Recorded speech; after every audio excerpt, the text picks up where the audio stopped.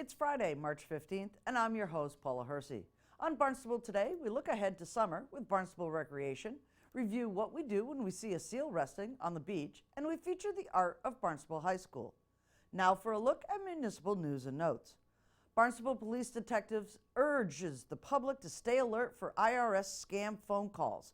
Tax season is upon us. The Barnstable Police Department continues to warn consumers to guard against scam phone calls from thieves using the intent to steal their money and or their identity. Criminals pose as the IRS to trick victims out of their money or personal information. Stay alert to scams that use the IRS as a lure. Tax scams can happen at any time of the year, not just at tax time. For more, visit Fact Scams and Consumer Alerts on irs.gov. Beach, field trips, arts and crafts, and lifelong memories. Summer enrollment for the Barnstable Recreation Summer Leisure Program starts Tuesday. Mickey Davies, Therapeutic Program Coordinator, has it all.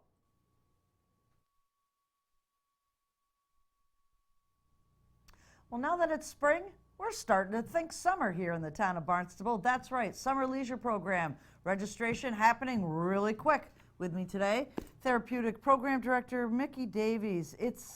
You think about in summer yet? Of course I'm thinking about summer. Christmas goes and summer hits, isn't it? Christmas is done. Now it's time to start summer. Exactly. So definitely, yes.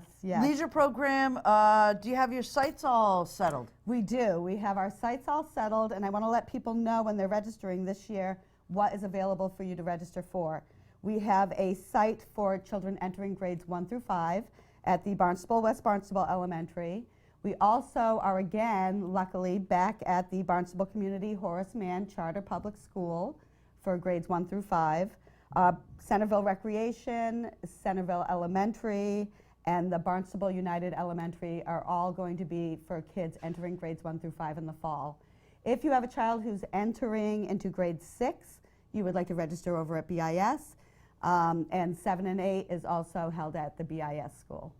Excellent. Yeah. So there's places for everybody. Yeah, depending upon where you live or what's convenient or your way to work, there really should be a location that's going to fit, hopefully your needs to be able to drop your child off. Let's talk a little bit about the recreation, the leisure program itself, since not all parents maybe have done this in the past. So let's give us an overview. What happens when they're in this program? Okay, first I want to tell them that registration starts on Tuesday because I don't want to miss out.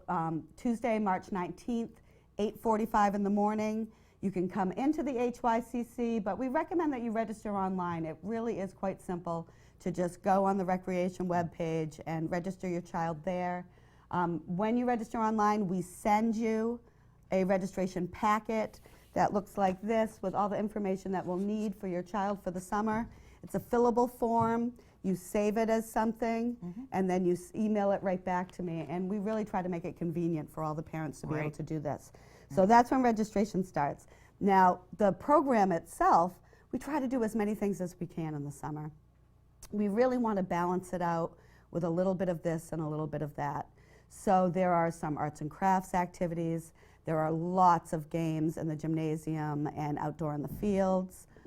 We usually go to the beach 2 to 3 times a week, and we use all of the different beaches here in Barnstable, and have great relationships, of course, with our Barnstable lifeguards and beach staff. So it really feels very community to us and really team. And we also usually do like one large field trip a week, which may be something like Water Whiz or to the Roger Williams Zoo. Oh, fun. Yeah, fun stuff. To the Launch Trampoline Park or maybe a whale watch. But there's always something big every week. And then there may be a smaller field trip that we're involved in, like Kids Day, that's more local, that we can go to too.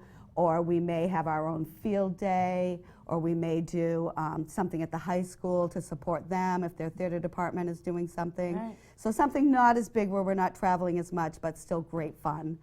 And we also have usually a cookout at every site in the summer, and end the summer with the bang of the talent show on the Village Green. That is a blast. It is a blast. And it is amazing how much talent we have, America doesn't have talent. Barnstable. Barnstable's got talent. So you guys should come by and see that on the Village Green.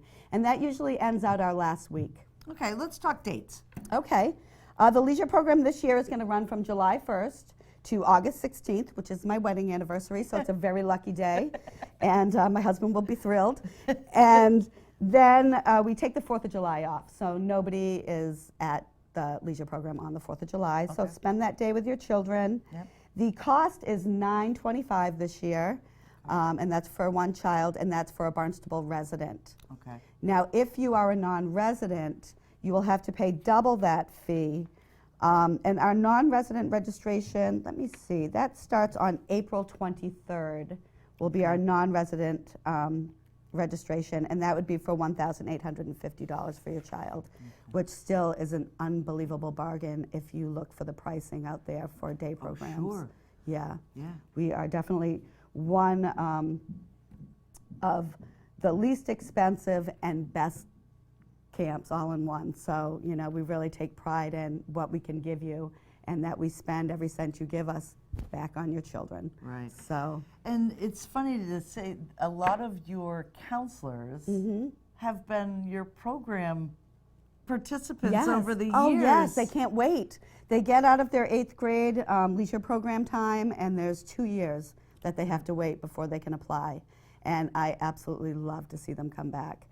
We opened in February, so if you're looking for a job as a summer leisure program counselor, you can go right onto the town website and you can apply under employment. It would say leisure program counselor, and we would love to have you in.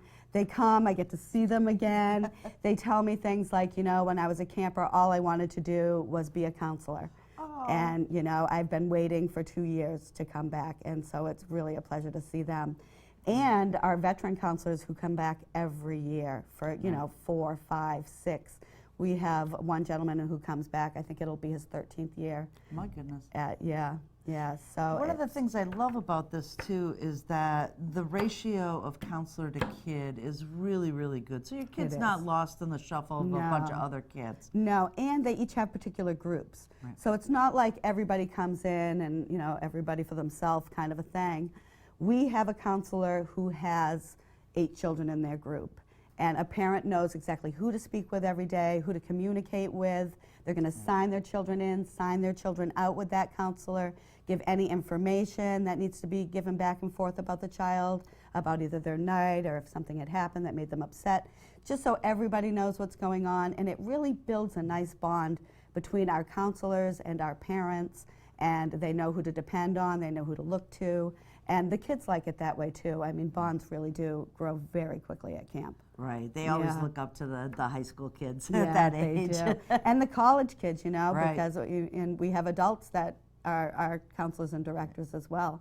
And they're great mentors for the kids, so we love it. Fantastic. So again, we can't stress enough that get registered as soon as Get you can. registered as soon as you can. It fills very quickly. Apply for a job as soon as you can, because I'm always looking for outstanding young people who want to, you know, help and mentor the youth of Barnstable, because I believe in camp, and, you know, I think it's great for every kid, and I think that it makes a world of difference. So the kind of bonds you can make at camp, you really can't make many other places. So my suggestion is get out there, 7 weeks, fun in the sun, and join us, you know. Right. Barnstable Summer Leisure Program. Yes. Think summer. I will think summer. Think summer. It's warm this week, so it's easier. Thank you. Most of the seal pups are getting bigger and more self-sufficient, but there are a few wee ones still hauling out to rest on the beaches. Natural Resource Officer Sean Cordes has some gentle reminders for your seal encounters. Shh, baby seals are resting. We're here out at Sandy Neck, and we have a baby seal resting on the beach. With me today, Natural Resource Officer Sean Cordes. Sean, a little baby seal right out there for us today. Yeah, it worked out well. This is sort of the time of year where we start to see them on our beaches quite a bit. Generally with the juvenile seals in the beginning of the year, through late winter, early spring, they're hauling up on the beaches to rest as they're sort of spending their first year on their own, learning to hunt and feed and survive. Right. So they have been weaned, and their weaning period is very short with their mother. So they're literally on their own after 4 to 6 weeks. Yeah, that's correct. It's a very short time nursing, and as far as parental care goes, after that period, the parents aren't teaching them how to hunt and feed. So they're sort of out on their own. They got to learn how to catch fish, how to survive, and save up that energy through the winter and make it through really probably the hardest part of the year as far as weather conditions and resources go. Right. And learning to fish, so they're kind of hauled out and resting right now because they're not very successful at it. Exactly. So that's the thing. They're, until they become efficient at it, they're wasting a lot of more energy than they should be in order to get the calories and the energy that they need to survive. So for the most part, this time of year, you're going to see them hauled up a lot more, and that's not always abnormal for them to do.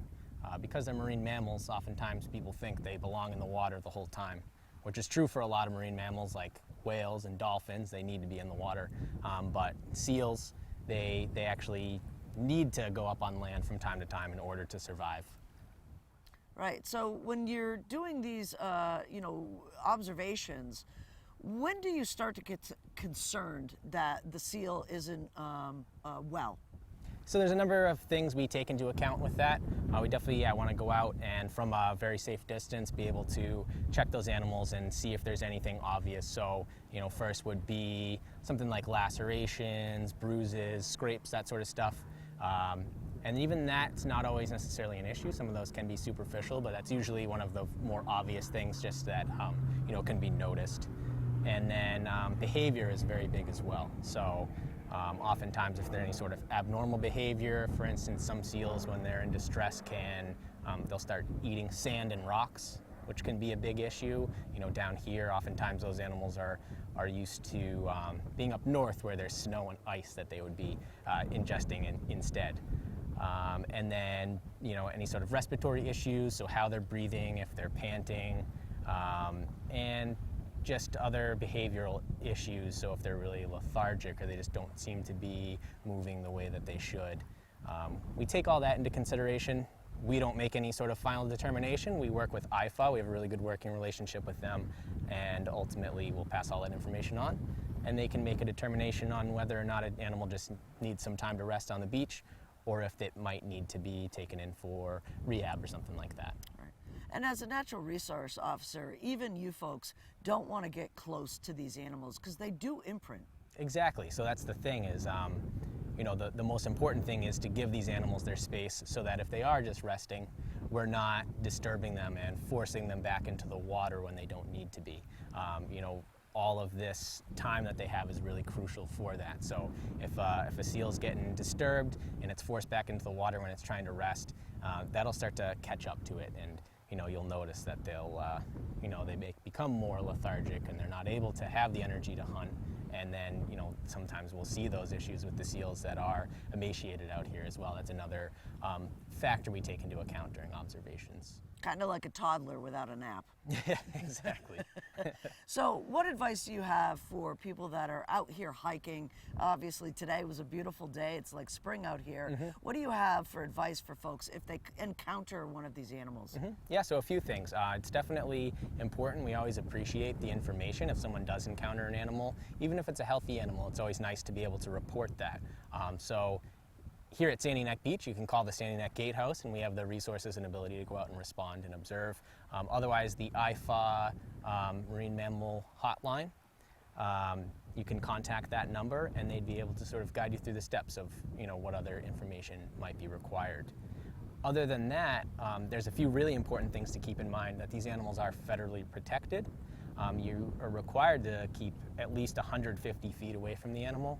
And truly we recommend more than that. If you notice that the seal is looking up at you or it's moving away and it can clearly see that you're around, then you want to take a few more steps back and give that animal its space and the ability for it to rest. Binoculars are a great thing to have because you can always get those really cool sort of up-close observations without having to disturb an animal. Another thing is dogs. So out here we get a lot of dogs, and it's really important, even if it was an area where a dog was allowed off leash, you want to get your dog back and leash it up and make sure that it's safe for both the animal's safety and for your pet safety. Seals and dogs are very closely related in the grand scheme of things, and they do have the ability to transfer some of those diseases between each other. And so, that's certainly one thing we don't want to see for either animal, is to run into an issue like that. And then, yeah, it's just a matter of keeping in mind, you know, that these animals they do come out of the water from time to time, and they don't necessarily, you know, it's best if we sort of keep our distance and let them do their thing, and then let IFAW sort of make the determination on if there's something more than that. So we don't want to get too close to the animal and, you know, disturb it or anything like that. We've had, you know, unfortunately instances where people have put blankets on seals because they thought they were cold or lonely or, you know, something like that, which, you know, people probably mean well, but unfortunately that's very bad for the animal. So. Right, so let them rest. Toddlers need their sleep. Exactly. Exactly. Yep. Thanks so much, Sean. Yeah, thank you. Nature inspires art in all forms and can be a bridge that intersects disciplines. A morning out at Sandy Neck with Barnstable High School fine arts students inspired Channel 18's video specialist Chris Letta and video assistant Stone Dow to step outside the norms of recording government meetings to produce a short documentary on the experience of making art.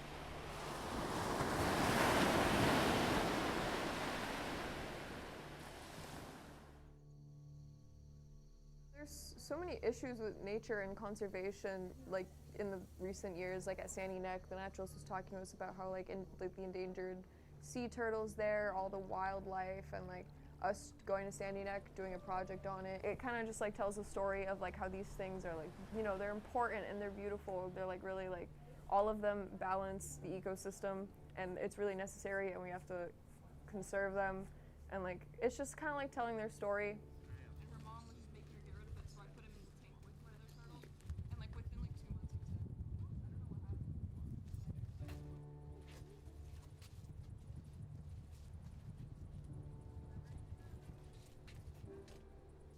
And you can see this little tiny point right here. That's its egg tube. For art, it's a great inspiration. Like I said, it inspired me when I normally don't do much like that.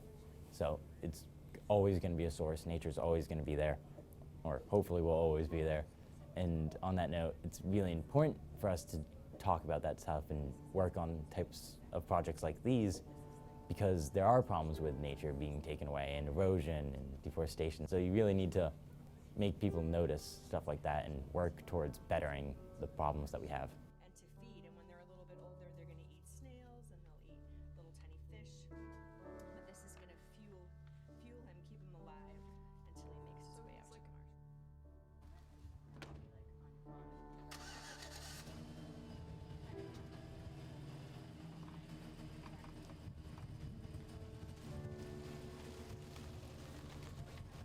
This is just a great way to get them to think authentically. Like, this is an authentic artistic experience where you're going out, you're doing the field research, and just to show them that inspiration can come from anywhere.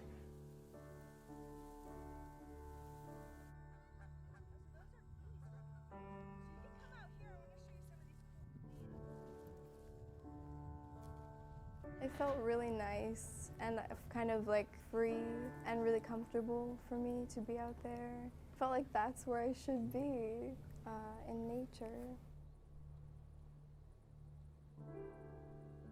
It's really nice being out in nature, and I feel like every time I go out, you know, I gain a lot from it. It's just like really beautiful to see it all, and I don't get that many chances to go out and see that much. And it was like a lot packed into one day, like a lot of things to look at and appreciate. So. No. Are you?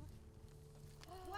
Oh my gosh! That's so cool! When I found the bones, it was a spiritual experience. Okay, I felt my brain like explode. It was the coolest thing because I pulled up to the field trip thinking like, wow, I really hope to find some bones here today, you know what I mean? Kind of like half joking because I didn't think it was like possible. What did I just say in the thing? I wanted to find a skeleton today. That was like my priority. This is amazing. Oh my, that's gorgeous. Woohoo! get to keep this? Can I claim land right now? Like, brushed over some grass. It's just this gigantic, full vertebrae. The ribs of like what she said was like a dead seal, maybe. Such a like golden find. I was so happy about it. I really didn't think I was gonna find anything cool that day.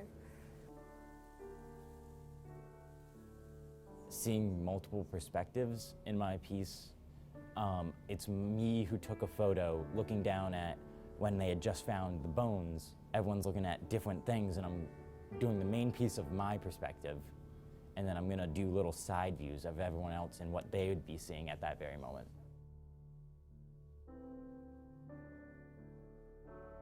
I started out with a piece of paper, and then I put some plants on it, like plants that I had pressed before in my sketchbook. Then I kind of like drew certain pieces of images that I took while I was there. Just kind of took different fragments from the day that I liked and started to put them together and change their form a bit.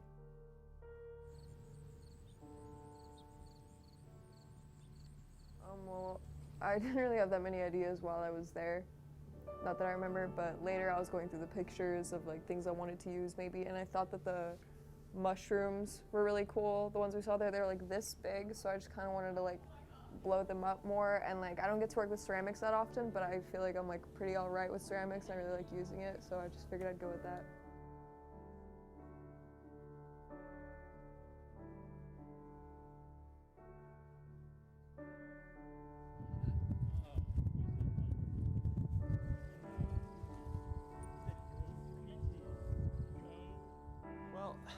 We're always looking for opportunities to take what the kids are learning in the classroom and bring it out into the community.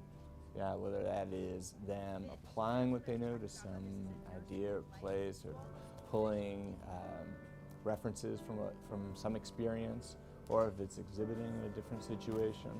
So the Sandy Neck Project is kind of an attempt to get them to do all those things. But on that day, they had a response to the plays that was pretty cool. They had an enthusiasm for what they were seeing out there and sharing it together. And it was neat to see high schoolers respond to something like kids. They don't always do that. They don't always have the freedom to do that socially, to do that. And they really did as a group. It was a joyful experience for them, or at least it seemed like it. So that was something I've learned from them, from this group. You don't always see that, and it was cool. I loved seeing their reaction while they were at Sandy Neck, like they were like little kids again, and this sense of wonder and how they've been to this place a bunch of times, but it was like looking at it with fresh eyes. So I learned that they were able to take on that persona, which is kind of interesting. That is a precious commodity in our day and age. It's tough being a kid these days. They have a lot of pressures on them, lots of expected of them, and it's different even than people that were in high school not that long ago, 10 years ago. It's a different world now with a different set of demands for young people. So to see them having an opportunity to be kids, which they should be kids, they are kids. Even if they're young adults, they should still be connected with that part of themselves. It was great. That's what you want.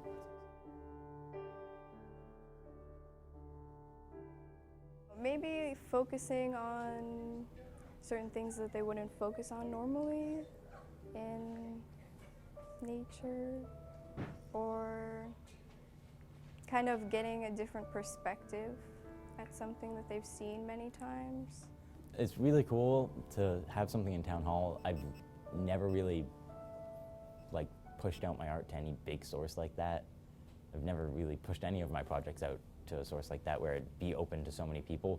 People will be able to see it, people will get to look at it, and if even one person looks at it and says, that's really cool, I want to go do something else, then I've done enough. I'm pretty proud that something I made's at Town Hall. I really like that people are going to be able to see it, and I hope people are going to ask questions about it, you know what I mean, where it came from. I hope people know that it like came from Sandy Neck or along with all the other projects, and they like also feel the need to want to like go out there and see these things for themselves, you know what I mean? I guess the biggest thing that I hope for with the public seeing our students' work is that they will never underestimate a high school student and their abilities.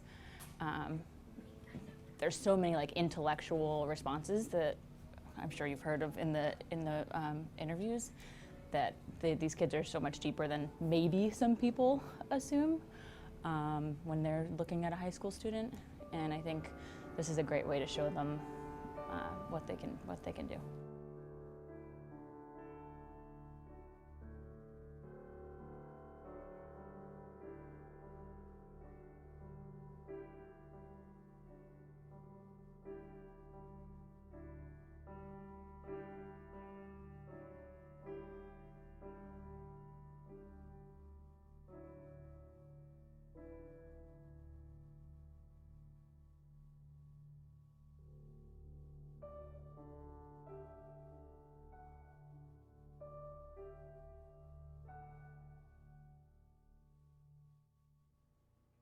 Up next, things to do, places to go, and people to meet.